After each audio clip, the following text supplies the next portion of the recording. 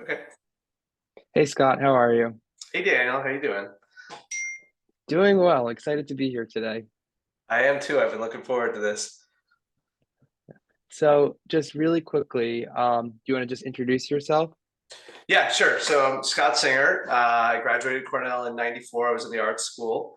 I was first person in my family to go to Cornell, but I've been followed since then by my now wife, who was not even my girlfriend yet at that point. She came a year later, and then my older daughter Kayla is a junior in Dyson, and my younger daughter Jordy was just accepted to UMEC. So we're a Cornell family now. Gotcha. That's awesome. And what did you study? Sorry, I might have missed that. So I was a government major. Uh, Okay. in the end, I took a little bit of a roundabout route to get there, but that was my major was government. I loved the classes there. I wound up realizing I wanted to go into real estate partway through Cornell, and then took a number of classes in the hotel school, real estate classes. Gotcha. So you were government, but also hotel, real estate. Yeah, I guess I had no. There's nothing else on my transcript besides government, but I feel like I had something like a minor in real estate. Gotcha. And what year did you graduate? I graduated in '94. 94. Okay. A lot's changed since then, I can imagine. Yes, a lot's changed. A lot stayed the same. Stayed the same. I think the campus. There've been major changes to the campus since I was there, and yet the feeling is very similar, except on West Campus. So I lived. My freshman dorm was called U-Haul Two. Hmm. The U-Hauls were a totally different set of dorms that a big majority of the freshmen lived in on West Campus at the bottom of the slope. And so one of my big associations, and virtually everyone I know who was a freshman at Cornell was at the same time, the big association was walking up the slope every morning to go to class. And it didn't matter what school you were in, everybody had to get up the slope every morning. So when I go back now, which is fairly regularly, I try to walk down the slope all the way down to Stewart Avenue at least once every Hmm. time I'm there, just to prove that I still can. So, and I love it. And everyone I'm with thinks I'm crazy because most of the people who came out of our generation, if they never had to walk up the slope again, they'd be just fine with that. Yeah. So in your years as a Cornell student, how many years did you have to live at the bottom of the slope? Oh, only one. I never wanted to do Okay. it. Yeah, so it was a badge of honor. It was not something that we loved in the moment. And funny, my O week that we called orientation at the time. It was when I went to visit Cornell. I was a junior in high school. I went Hmm. February break, and it was 60 degrees and sunny. And so it looked like, everybody was out, everybody was in Hmm. shorts. Everybody told me it wasn't usually like that. And then I got there for orientation, and the entire week or 10 days, it was sunny, 75 degrees. And the Thursday morning in August, when classes started, we woke up and it was 45 degrees and raining. And I have Oh, a distinct memory, one of my first distinct Cornell memories is my first day of classes trudging up that hill, freezing cold and wet. gotcha. So you had the glory of Yeah. like a sunny days, but then also got the rain. Yes, exactly. I was fully sucked in by the sun. And then I learned the truth. Gotcha. So why did you decide to attend college in general? Was never a question for me. Just conceptually, Hmm. undergraduate college was the continuation of mandatory education. My parents have both gone to college. I grew up in Chappaqua, where you grew up, and, Hmm. and everyone in my graduating class of 200 plus, except for one kid, went on to college. So it was not anything I ever thought about. Why college? Yeah. Yeah. And then I guess you said you visited junior year. What stood out about Cornell? Was Cornell your first choice? Cornell was my first choice. I got in early decision. Okay. Um, I had visited a number of schools, and I was really looking for fit. It wasn't what we called it then, but I visited Yale, for example, and 5 minutes Hmm. score. I knew it wasn't somewhere that I wanted to be. I drove into Williams and we drove by bleachers that were smaller than my high school bleachers. And they said, that's the football stadium. And I said, not where I want to go. So, the Cornell, I wanted a liberal arts education. So I knew it was going to be the art school for me. When I drove into Cornell, I drove in on a Sunday morning through North Campus and saw evidence of a lot of fun partying the night before. And so that started off on a good note for me. And then I really, to me, my first choices were, as I was going through the process, were Penn and Cornell. And I viewed the student bodies as being very similar. The people who I knew who were there and who I met who were there were similar types of people. And in deciding, I knew I was going to choose one or the other to apply early decision.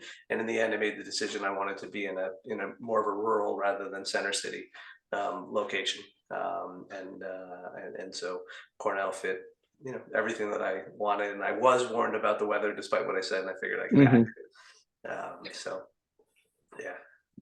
So so wait, so North Campus still existed, but freshmen didn't live on North Campus? No, I've overstated when I say everyone I know. Freshmen were split not evenly between West Campus and North Campus. North Campus, I'm guessing, was maybe 1/3 of the freshmen. And then on North Campus also there was grad student housing in the low rises, I think they're still called, and I delivered Chinese food as a job at so I got to know everywhere. And North Campus felt really, really far away, and then the low rises were even farther. And then beyond that, there's the housing that's still there across that street, like adjacent to the golf course, and that was like grad students who had families, which seemed impossibly old to me. So North Campus, most of my friends were on West Campus. I think there was definitely some inherent segregation in that there was more of the students of color lived on North Campus. Ujamaa had, I think, just opened maybe while I was there, and I think there was some de facto segregation.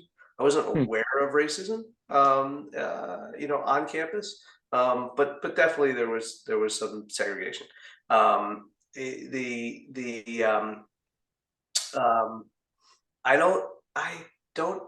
think we were able to submit a request for where we wanted to live.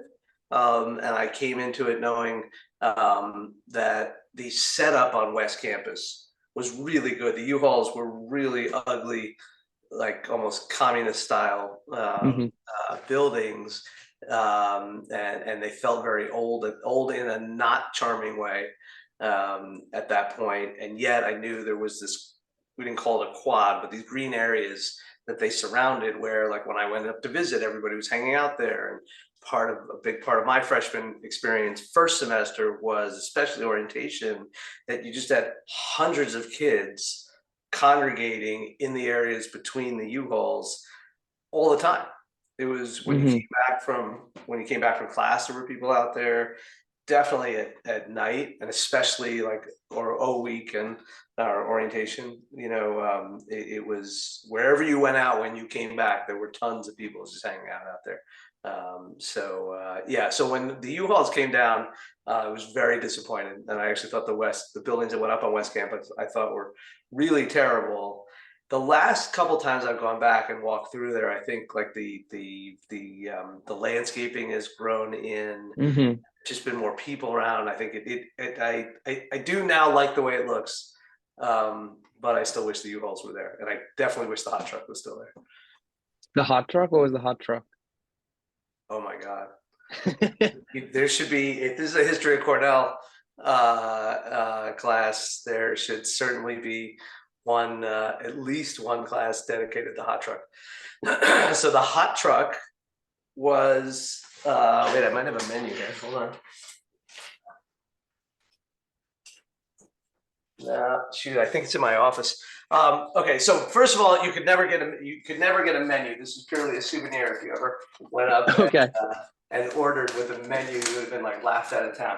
Okay, the hot truck was it was Louis Lunch truck. Yeah.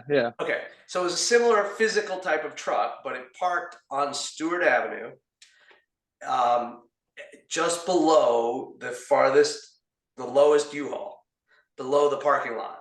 And it would arrive at 10 p.m. and stay until it's sold out of all of its food about 3 a.m. I Hmm. think every night, maybe not on Monday nights. And it was, this was before cell phones. You couldn't order in advance. There was no app. So basically, you would have to go there, stand online, go up to the counter and order. And the menu you needed to know, or you felt like an idiot. And the menu, this was supposedly, I think it's true, the guy who invented French bread pizza and sold it to Stouffer's frozen food brand, Hmm. and made enough money on that he could do what he loved, which was make the pizza in the truck, or make it at home. His whole family supposedly made the pizza all day. They set up all the bread and then sell it at night and get to know all the students. So, so I'm blanking on the guy's name who was in there. The truck said Johnny's Hot Truck, and it was the same Johnny who had opened the bar Johnny's Big Red Grill, which was also like the prime place to go on Dryden, Hmm. just above College Ave. And it had a big sign that it was a landmark, supposedly, although now it's gone, that said Johnny's. And I think the guy who was in the truck, the old man in the truck, might have been Johnny's son. And can't believe I forgot his name. So basically, you'd get online, you'd be in a long line. Half the freshmen you knew would be there, a bunch of older classmen. It was everybody coming back from whatever parties they'd been. It was on a little slope, a little hillside that you could sit down on once you ordered. You'd give your initials, and then when you ordered, it was all French bread pizzas, and there were various names. So my favorite was the TMBC, G&G, H&H. Okay, so Okay. TMBC, T was triple, which meant it was bigger, so you could have Hmm. 3 meatballs. MBC was a meatball with cheese. The basic thing was a PMP, a poor man's pizza, and then if you ordered something wet, that meant came on garlic bread. If you asked for H&H, that stood for hot and heavy. Okay. Was Tabasco or some kind of hot sauce, and heavy was garlic. And then G&G, which sounds disgusting on pizza, but is incredible, was grease and garden. Grease was mayo, and garden was lettuce. And then there was like the full suey or full suey you could order. So full meant bigger, suey I don't even remember what was on that. You could order something with mushrooms, and you had to stand up there and know, and then you'd give your initials, and then you'd wait, from 20 minutes to an hour, Hmm. until your name was called. So yeah, so the hot truck. Oh, certainly you should ask around about find the oldest professors, and ask about the hot truck. Yeah. We might cover it. We're still in the late 1800s for history of Cornell Okay. right Oh, now. you got a little So time then. yeah, Okay. one of these weeks we'll probably hit it.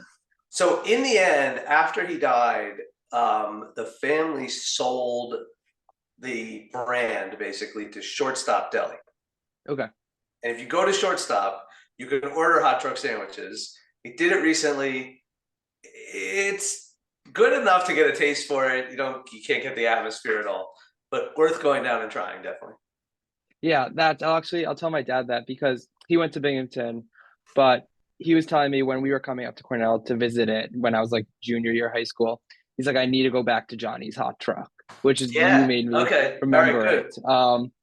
Yeah, because he went up one night with his friends from Binghamton, and he Yeah. said it was one of the best things he's ever eaten. Absolutely. So Melissa and I would go back a lot of summers after we graduated, we'd go stay at a place called the Collegetown Motor Lodge, Hmm. which doesn't exist anymore. That was on the south side of the downhill, not south, downhill side of College Ave.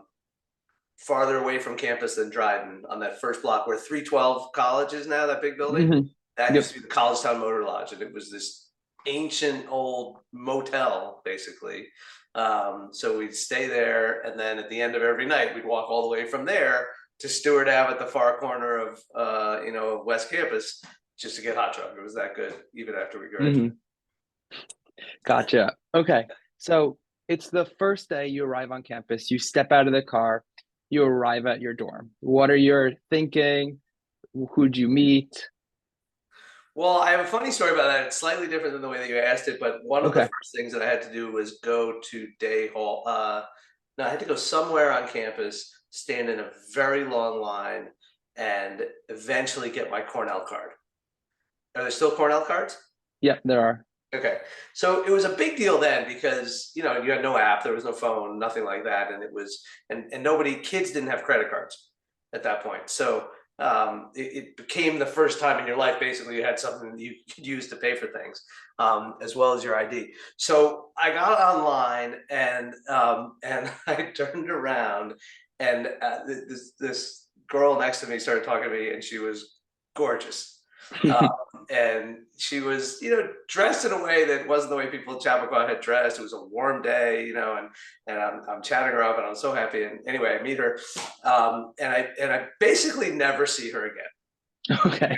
And she was from California, and she had this bubbly personality, and she was so attractive. And anyway, about 5 years ago, this was just pre-COVID. I was in New York City, and I'm sort of looking at my phone. I'm walking. I get to the corner. I stop. I look up. A bus pulls up in front of me, and on the side of the bus, in a giant photo that's wrapping the bus, is that girl. No way. 100%. I was sure it was her. And anyway, I looked it up, and her name is Andrea Savage, and Okay. she's now pretty well known. She became a very well known TV writer, and then took her like style of writing and created a sitcom about basically her life, and it was her. So Wow. yeah, so yeah, very funny. Um, but Huh. so that's my biggest Okay. first day memory. Okay. Little did you know you'd met someone who would eventually see you again on a New York City bus. Yeah, exactly. So yeah, that, and also that while I was up there on that really long line, my dad schlepped all of my stuff out of the car up to my room. So I was very Okay. happy when I got back to my room that he had done that for me. So that was very nice. That's about all I remember the first day. The first week, one of the first things I remember from that first week was that I had gone.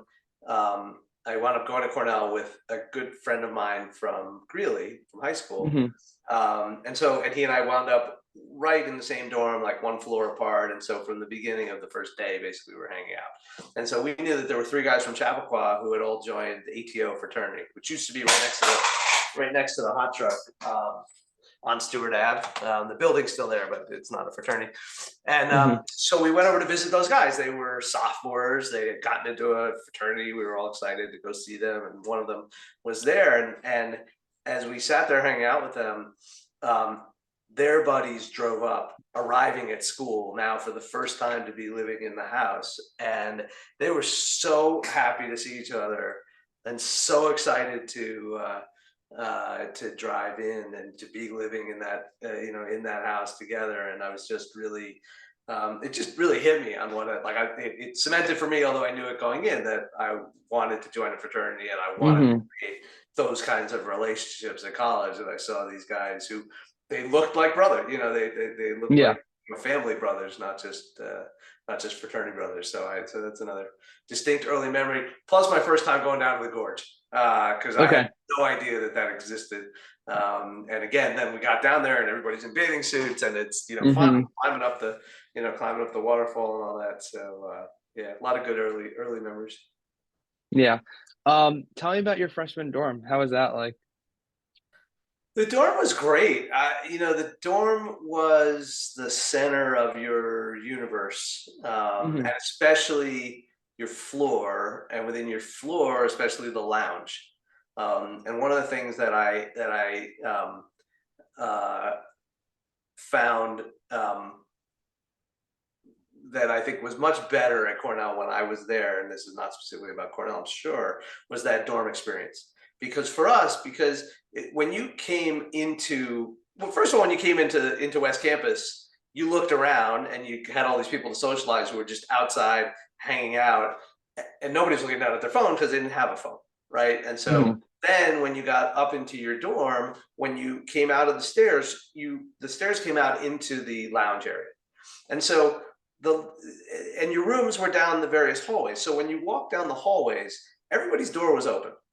Always. Like unless they were changing or something was going on Mhm. specifically, you kept your door open because before you had a cell phone, if you went into your room and closed your door, you were alone in a complete sense of the word. Like you couldn't interact with anybody else. There were landline phones in every room, so yes, you could call somebody who you might or might not reach, and you had no way to check. But basically, if you wanted any kind of social interaction, your door had to be open, or even better, you went and sat in the lounge Mhm. because and that just and there were people sitting on there were always people like sitting on the floor in the hallway, and it was it was a social experience sort of all day long and all night in a way where um, Kayla lived in Donlin her Yep. freshman year a couple years ago, and I'm sure this was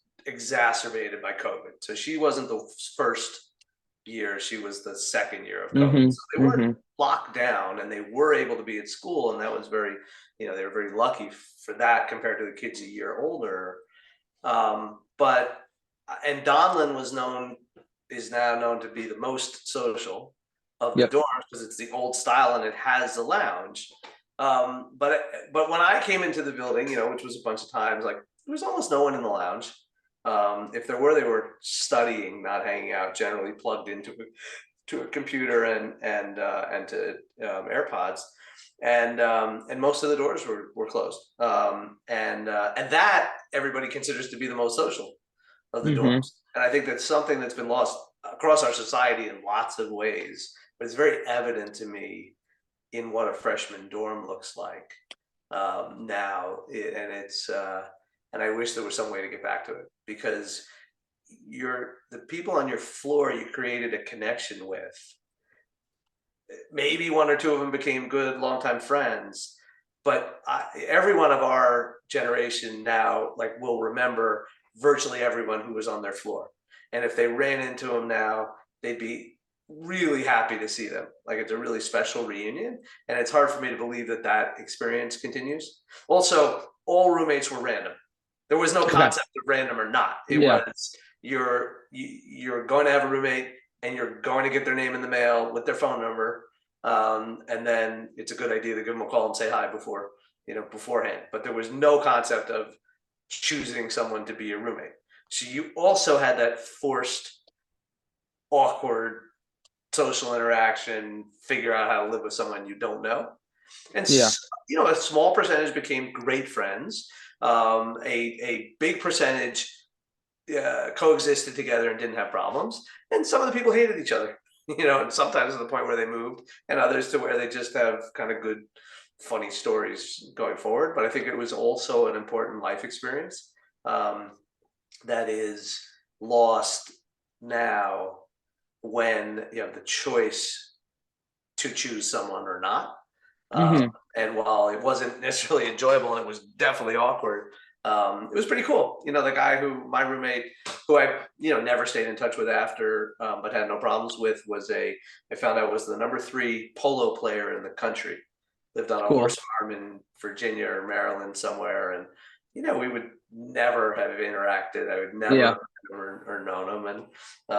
And so the bad news was our room smelled like horses always. Okay. Good news was he traveled every weekend to play polo somewhere else, so I got the room to myself most weekends. Yeah. That makes sense. No, I was the COVID year, so um there was only 4 people allowed in the lounges at a time during my entire freshman year, which was just you had to sit apart from each other, masks on.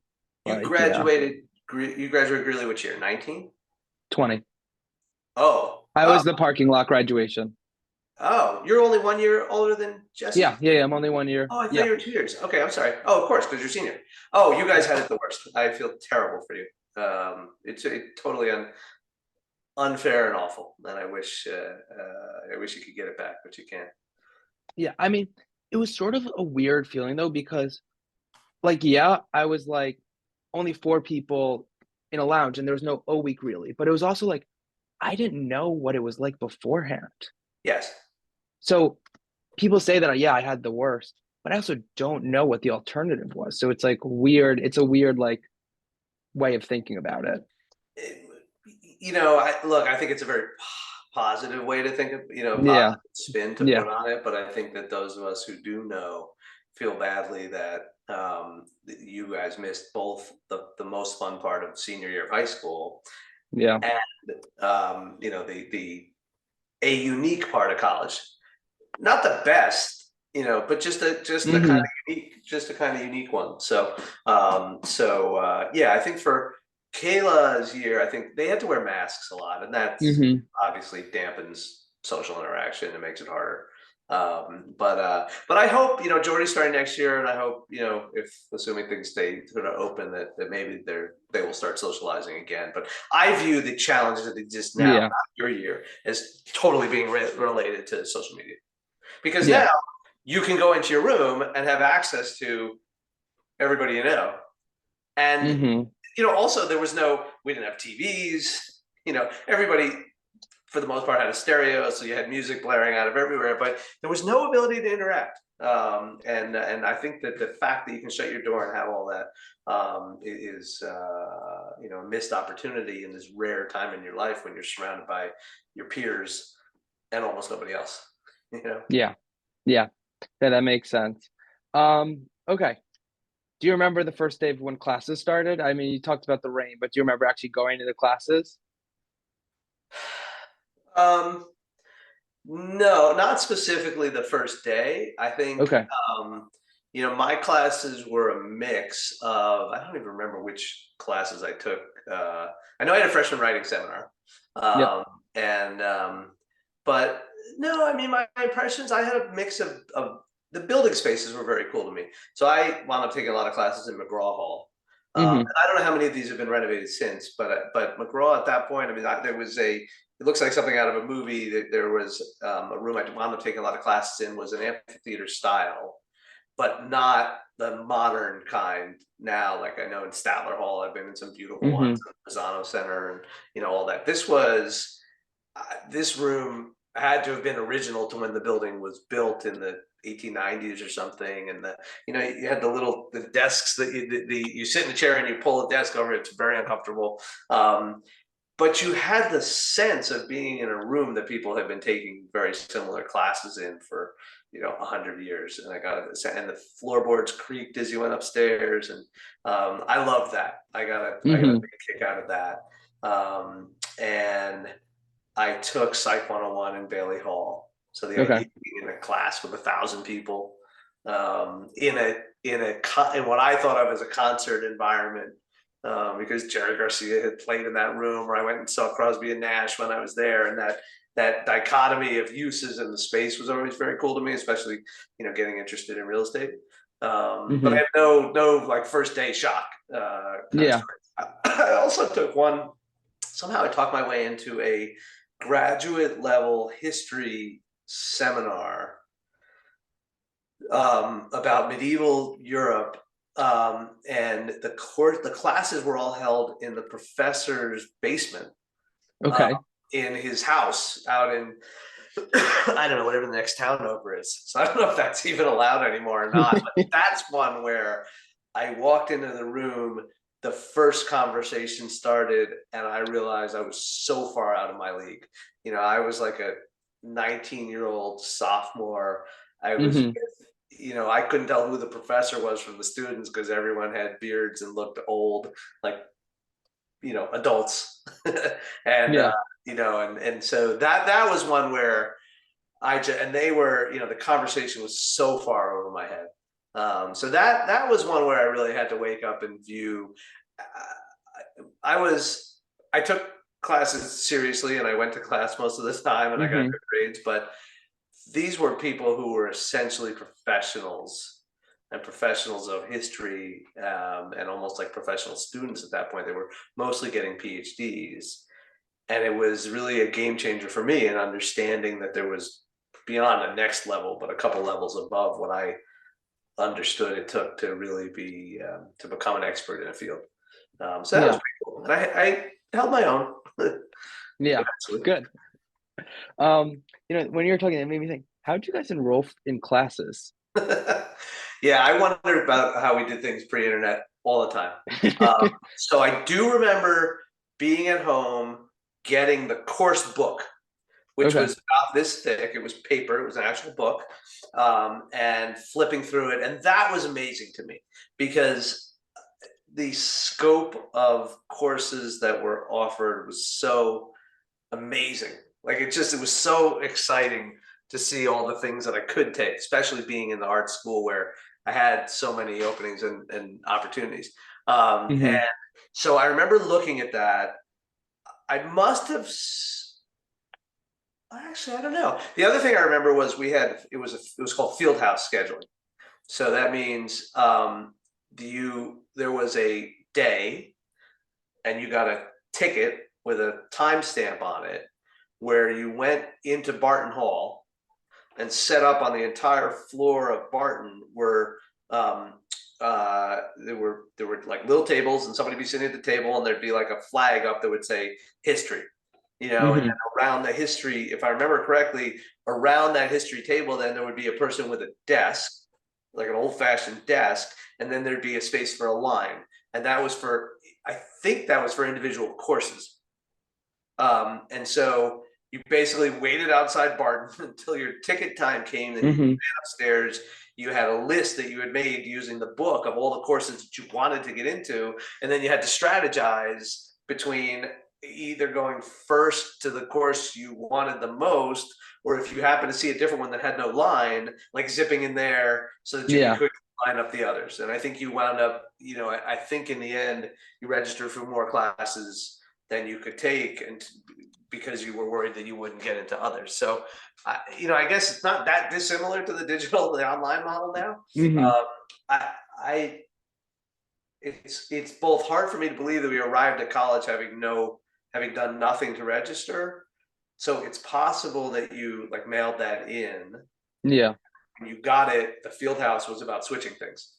Um, Yeah. yeah, there's 1,000 things that I don't know how we did before we had Amazon. Yeah. No, I was just like, I would have no idea how you guys went about that. Like I'll crazy. tell you one thing that was analog then was hockey tickets. Okay. So I knew I wanted hockey tickets. I was a sports Hmm. fan. I knew that although Sholkoff is a big stadium, I knew this wasn't like this wasn't like going to the big house, and but that hockey was like the primary spectator sport there. And so the way hockey ticket and Lina, it was the same Lina, tiny. And so back then, the hockey ticket was the hottest thing to get. It was sold in season tickets, Hmm. and they did not tell you in advance when they were going to put the tickets on sale. So rumors would start. And then Okay. eventually, somehow, someone would know that the tickets were going to sell like Saturday morning.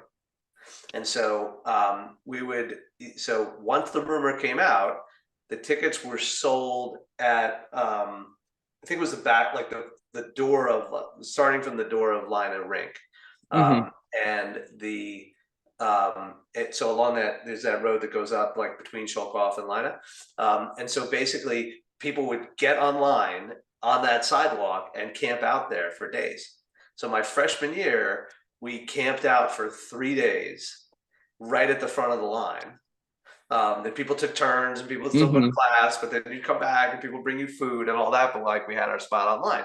So freshman year, my friends and I were essentially first online. And so what happened was at the time when they opened the ticket, the sales, what they would do was give you a bracelet or a ticket, and it was in number order. So we had like ticket number 1. And so then they said, okay, now come back next Friday night at 8 o'clock. They then lined everybody up in that order. And they opened the door, and one by one, they let you into the arena, and you would just run to wherever you wanted Hmm. to sit. And so the first year, we wound up in the front row behind the goal.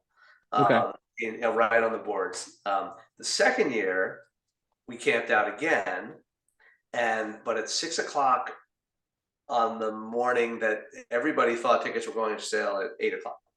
At Hmm. 6 o'clock in the morning, someone came by and said, the tickets are going to be, the line is going to start at the back entrance to Sholkoff. So that's meaning like up, like under the big stands. There Yeah. used to Yeah. be a Yeah. parking lot there. And so everybody just took off running towards the back of Sholkoff. And it was the only time in my life so far that I've seen a true mob scene where people were getting pushed up against that fence and screaming and like getting crushed. And we left. We got out of it. It was too frightening. And Hmm. in the end, they realized how stupid the whole process was, and that was the end of the lining up for tickets. And then somehow there was some kind of process. It was still pre-internet, but where you put in an application in some non-physical way. So that was frightening. Yeah. I Yeah. wound up with tickets somehow, but Yeah. that was a scary experience, definitely. Yeah. Wow. I know at some schools they still line up. Like my friend at Duke, he has to camp out for the basketball games. About it, and as long as you can find a way to do it that's physically safe, it's a Yeah. special, pretty unique experience, and you have a lot of fun, and you meet a lot of friends, and it's a bonding experience. And I think that there was a lot about college and fraternity life, and Hmm. that sense of being on the not knowing who your roommate was going to be, and hanging out on like with essentially a randomly selected group of people on your floor. um, that I hope the universities can find a way to continue some of that. Yeah. I know right now all the fraternities are shut down, Yeah. and even the business fraternities and others are being restricted from doing things that seem to me to be not harmful. And there are some harmful things that go on, and I'm not in favor of that. But there are Yeah. a lot of others that I think we've swung way too far in the other direction. Yeah. Were you in a frat? I was in Chi Psi Okay. fraternity, so Gotcha. yeah, so it was a physically great location for me because it was about a Hmm. 6-minute walk or 3-minute run to class on the Arts Quad. Yep. Yep. Beautiful building, great guys. It was a group of varsity athletes for the most part, plus me, and a couple others who didn't. And yeah, we had a lot of fun. We bonded. There was definitely some craziness, but overall, a really positive experience.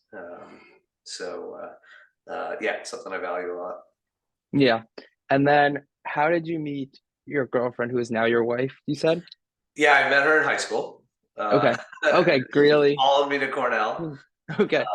And not just for me. And in fact, we started dating my junior year, her sophomore year at Cornell. Okay. So we've been very good friends before that. So we spent a lot of time hanging out, and then made the switch over along the way. Gotcha. Where was your first date in the Ithaca area? Um, well, the best one we ever had was at a place called Just a Taste that Okay. was on the Commons. I don't know if it's still there. It was basically a wine bar where you could go in, and they had lots of bottles that were open.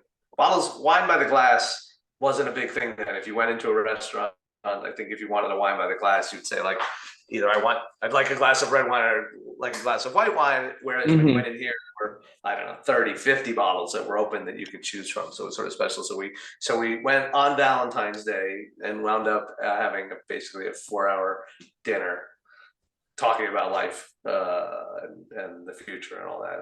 Had a great time. So that was the Gotcha. best one. Yeah. Gotcha. Was she in a sorority? She was in STT, Okay. Yep.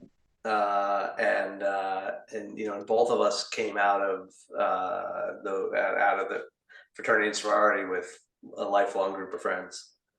So, and hers are, they travel together every year. They see each other all the time. Hmm. Two sets of them have wound up in Chappaqua Armonk area near us, and then another set in Short Hills, Livingston, Melbourne area, New Jersey. So yeah, and then my group is more dispersed, but we've gotten together every July 4th for the last 30 years.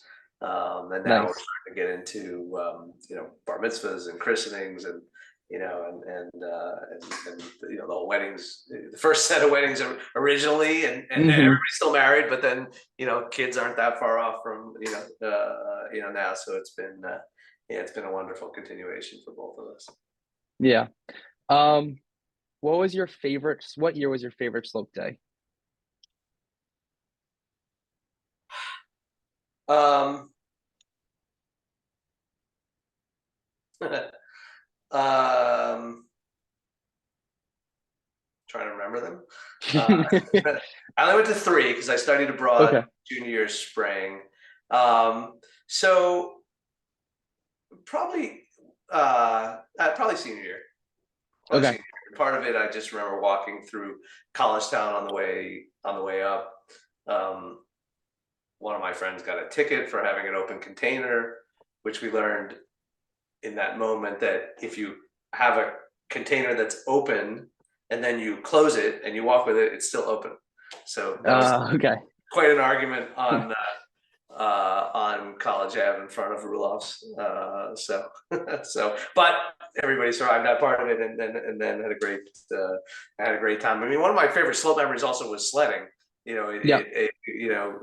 On literally on the trays. So that actually happened. And actually, one of my favorites was very early in freshman year in a massive rainstorm. We went sliding down the slope in the mud, which was which was a lot of fun. There were a lot of very dirty bathrooms in the U-Hauls after that. Everybody cleaning off. Gotcha. Yeah. That- Slope I'm Day. sure We were there unfortunately there was no music at Slope Day when we were there. I think somebody really. had messed that up in the late '80s, Huh. and I don't know what the problem had been. So we were in between the time when there was music, which is unfortunate. Yeah. Huh. So you guys were just hanging out on the slope and just having a good time. Yeah, there was nothing was organized there. There was no. Yeah. It was like a spontaneous gathering that everybody knew was happening. Somehow I had a class on Slope Day um, in McGraw Hall. It was like the last lecture in a government class. I think Dean Altschuler he was definitely the professor in that class, and I think he was there. And I remember somebody coming into class with a beer and just sitting down. He had that desk that had the little holders, and it was sort of, I can't remember if he even looked up and he just sort of nodded, just sort of smiled at it or what, but it was that was different kind of day. Something out of a movie. Yeah. It sounds like it. Were all your slope days like sun, or were there any that were like a muddy mess? Um, I don't have the most distinct memories Okay. of my Okay. slope days. One red. Well, it was definitely like gray, at Yeah. least part of the Yeah. time. One of those days that was really fun, and that I do remember, and we just loved, was called Fun in the Sun, and it was Hmm. basically like a Greek, meaning fraternity and sorority, festival on the Arts Quad. That was it was like the second week of September, second or third week of school. And my recollection was that just everybody was out on the Arts Quad, and each fraternity and sorority would have a booth where they'd have some kind of fun game. Like, we have great pictures of Melissa, like her. It was STT and maybe Sigma Nu had like a body painting thing, and people were very conservative then, so like everybody was in baggy clothing and all that, but then throwing paint at each other, and and having a blast. And I don't even remember what the other booths were, but then my fraternity had one of our big parties of the year was always immediately after. Everyone would go from Fun in the Sun on the Arts Quad and then walk down to Hmm. Kaisai, where we would have one of our big parties, our pig roast. And Gotcha. so, and Kaisai had these great lawns and backyard, and it was just like the whole festival sort of migrated over there, and it was a great 36 hours. That again, it was great. It was great bonding and fun. Um, Yeah. so I almost remember Fun in the Sun more than Slope Day. You Okay. know, just in terms of because there was more. It wasn't just going out into one space and drinking. It was Hmm. it was it was all of that, but also whatever all those games were and other things, and just there was an excitement. Also, Fun in the Sun was the beginning of the semester, Okay. whereas Slope Day was always tinged with it was the end, of a year and of a group of people that weren't going to be together again. So there was none of that. Fun in the Sun was sort of pure excitement about what was coming. Yeah. Yeah. I have my second slope day coming up, Yeah, which is just crazy that I'm a senior and I've only been to one slope day. it wasn't allowed the first 2 years. Well, so I had it sophomore year. Junior last year I was abroad, Oh, and okay. then freshman year was nothing allowed, but there was like college town stuff, but like it wasn't like slope day. Yeah, yeah. Well, be careful. have, I'm have fun. planning on making the best of it. Yeah, good. Good. One thing that's different about the school now, I don't know what you do about it, but is disappointing to me, is that the trees have gotten too big. And so Okay. when you stand at the top of the slope, Hmm. it used to be, so my recollection was along that whole sidewalk, all the way from the library, the clock tower, all the way to the almost all the way to the art museum. There was a spectacular view of the lake. And now the trees are so big that you really only get a couple glimpses of it. And similarly, like sitting in the like in Banffy's at the Statler, pretty sure you could see the lake from there. And then the Hmm. other thing is that in the Arts Quad, now the trees are so big that my recollection was wherever you stood in the Arts Quad, you saw all of the facades of all the buildings, and you had the sense of this giant open space that you were in. And I love trees, and they're beautiful trees there, but it's a very different feeling. Like my own personal recollection of that space is I can't recreate, Huh. being there. Yeah. And so that's a big thing with regard to the slope. I mean, one of the cool things about being on the slope was as you walked down it, you were looking at the lake, and the lake was giant, and it was a very cool thing. So I hope the trees all live long lives, but if any of them happen to come down, it wouldn't break my heart. That's wow. Okay. I guess Well, when I I'll tell you a corollary in the opposite direction. The plant, well, I can't remember what it's called, the botanical gardens, yeah, which yeah, are yeah. called plantations. Then, when we were there, that was something that was really remote. Nobody really knew where it was. Every once in a while, you'd wind up there, basically by accident. You'd take a wrong turn, and you'd be driving through, and there was nowhere on campus where you felt like it was a part of the campus. Whereas now, like if you're at the dairy, what's it called, the Dairy Barn, Hmm. all those Yep. buildings that that strip of buildings that the Dairy Barn is in, were not there, Hmm. right? Okay. And so, like when we were at school, the farthest building from the um, West Campus that you could have a class in was Riley Robb, and that was like you felt like you had left campus and walked for another mile to get to Riley Robb, and it had the building. There's a building. If you're facing Riley Robb, there's a building to the left of it.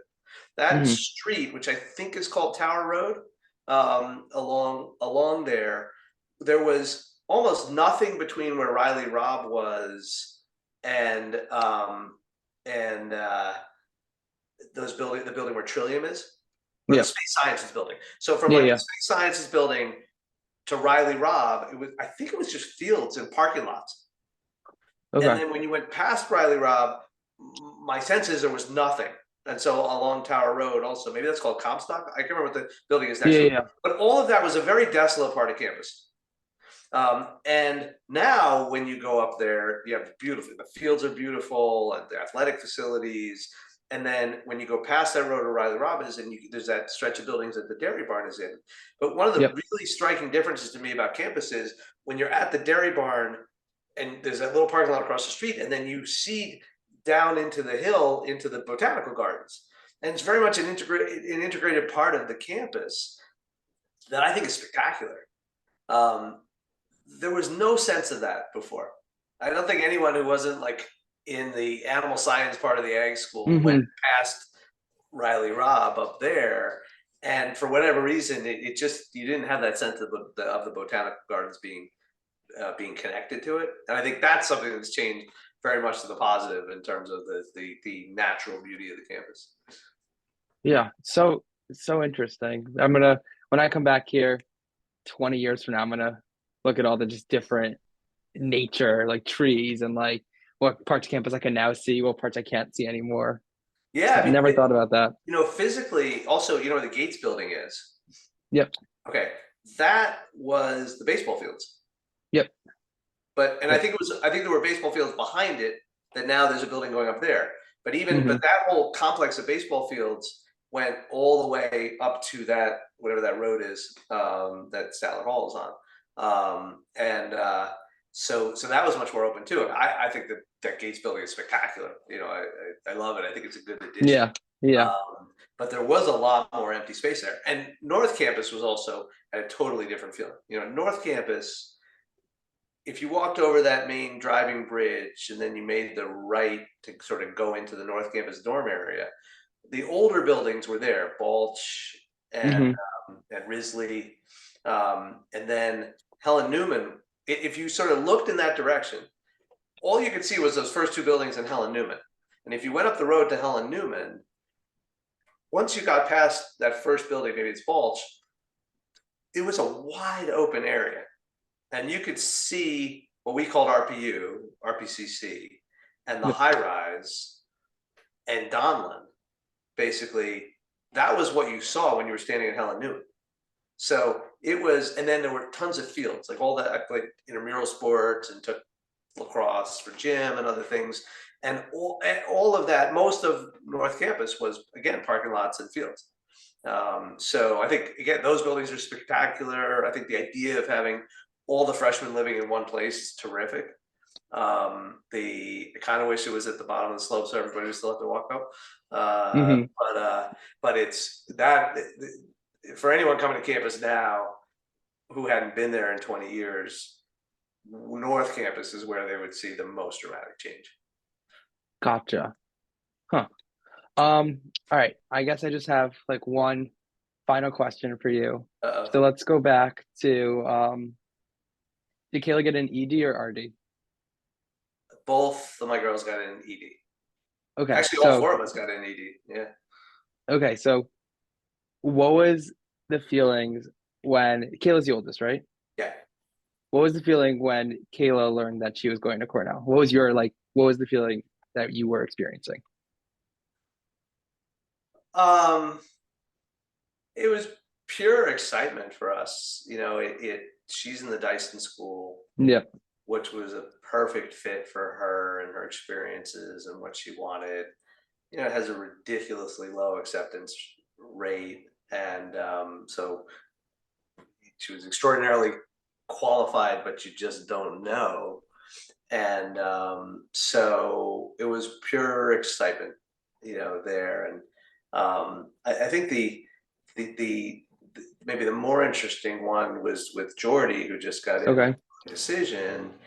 And Jordy has wanted Cornell from the beginning, to the point where we had to say to her early on, like, college and Cornell are not synonyms. Like there are lots of great colleges and types of colleges, and we had to like convince her to look at lots of other places for us to feel like her desire to be at Cornell was well-founded and not simply that's what she grew up hearing about.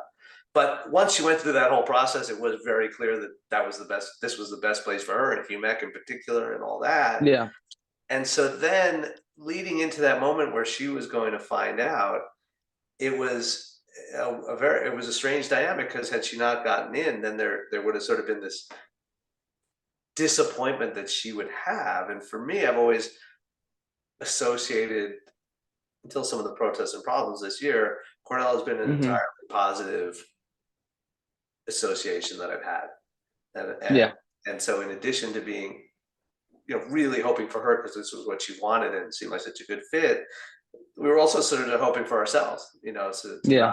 to not have that conflict going forward. So, and now it just couldn't be more excited, for all of us to be able to share that experience is really great. And I think that especially because Cornell is a place where each person makes their own way. And so Yeah. Caleb's experience, my experience was totally different from Melissa's. She Hmm. was in small classes, a small school, got to know her professors, Kayla's has been totally different than either of ours in the business clubs that she's in, and the amount of extracurricular stuff that she's done, which has been so much of a focus. And Jordy's, I know, will be totally different as well. So Yeah. Yeah. yeah, super exciting. Yeah. All right. Was there any stories or anything that you wanted me to eventually ask or get to that you didn't get the chance to speak about? There's probably plenty. I'm glad you didn't. Okay. Um, uh, and no, I think that for me, so now we have the benefit of, let's say a group of 15 to 20 lifelong friends, as well as now a number of kids, both like you guys who we met through Jabberpaw, and then also Hmm. our Cornell friends, kids who were there. If we're at like 25 or 30 very intense relationships with people who have been Cornellians, I think for me, the diversity of experiences that people have had is part of what makes Cornell so so great, and makes me so excited to have my kids there, because I know you can turn it into whatever you want. The opportunities are there, and so no, I love the place. I love going back. I've gotten involved with the Cornell Center for Real Estate Finance, Okay. uh, so I'm doing a mentoring program there. I was the first professional in residence. Um, it's a program that about 10 people are doing this year, but I had the first session last week or the week before. So came out, spent a day in Statler Hall doing the equivalent of office hours. So I got to sit for Hmm. a half hour with 10 or 12 different students, an amazing group. So that's been really fun for me to have a professional interaction with Cornell now as well. Yeah, the ways Cornell integrates into our lives are just growing, and it's a great thing. Yeah. Yeah. Well, look, thank you so much. This was amazing. I was shocked to learn a lot of it. I really can't imagine Cornell without like technology and like it's Yeah, crazy. my first experience with email was Melissa found out about it, uh, Okay. and there was a program called Eudora, Eudora, and so basically she said, "Hey, I have an email address. You got to get one." And I said, "Fine. How do I get it? What is it? What are we going to use it for?" Hmm. She's like, "I don't know. We can send messages to each other." And she's like, "Here, you need this floppy disk." So, do you know what a floppy disk is? I've heard of floppy disks. Yeah. Okay, so the first storage device that computers had was called a floppy disk, and they were about the second generation when were about this big. There were these hard cards, Uh-huh. and so basically the only way I could use email was I had to take that disk, put it into, like, there were three computers in some building, maybe it was MBR, and then when I did that, I could then go into the computer and send her a message that she could only get if she took her disk and went to that computer and got it. So there was no purpose to it whatsoever. Yeah. Yeah, so no, it couldn't be more different. I mean, well, we can wrap it up, but basically, the other thing I don't know is, like, how did you find people or find out about parties or meet up with people? And the answer is you wandered around. You went Yeah. up to North Campus and you walked on all those streets and you listened for a party, and you ran into your friends on basically on the street. They told you where to go. So Yeah. there's a lot more randomness to the social interaction, in a way that, again, I view fondly, and I think led to the forced opportunity to meet dramatically more people. I know I came out of Cornell with a tremendous number of acquaintances who I recognized and I knew, and I couldn't walk anywhere on campus without recognizing people to say hi to. And I Hmm. wonder if that's a similar experience now as much. On the flip side, it's much easier to keep in touch with people. So I lost Yeah. touch with a lot of people when I left because there was no social media. So I don't know. It's I could do a whole other hour if you ever need it. Yeah. No, thank you so much. 'Cause this was great. I'm gonna go ahead and stop the recording. All right, terrific.